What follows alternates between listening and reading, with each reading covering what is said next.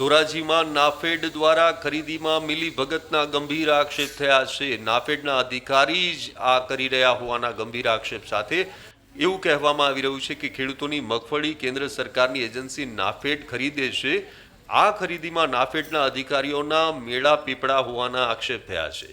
મગફળીની ખરીદી સહકારી મંડળી કરે છે, જેમાં ખરાબ મગફળી પણ ધાબળી દેવામાં આવતી હોવાના આક્ષેપ થયા છે।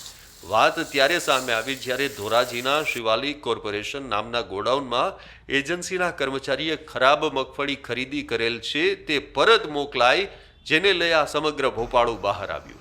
એજન્સીએ ખરાબ મગફળી ગોડાઉનમાં રાખવાની ના પાડી અને અધિકારીઓ વચ્ચે પડી અને ખરાબ મગફળી ગોડાઉનમાં સંગ્રહિત કરવા એજન્સીને કહ્યું હતું।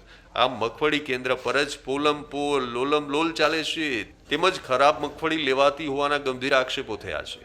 આમ અધિકારીઓ દ્વારા ગોડાઉન માલિકો અને એજન્સી માલિકો પાસેથી રૂપિયાની કટકી કરવામાં આવતી હોવાના પણ આક્ષેપો થયા છે। ત્યારે સમગ્ર મામલે તપાસ થાય તો જ મોટું ભોપાળું બહાર આવી શકે તેમ છે।